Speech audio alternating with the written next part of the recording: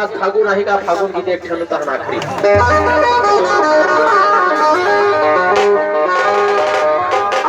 होली गीत है फरमाइशी भैया 50 रुपये दी शेखर से दी। तो आइए अपन के बीच में सर। अरे छोटे से छोटे से श्याम कन्हैया, अरे छोटे से श्याम